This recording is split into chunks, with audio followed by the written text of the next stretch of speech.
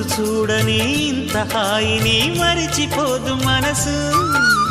ఒదిగి ఉండి నీ వాకిటిలో బదులు కోరి నే నిలుచున్నా.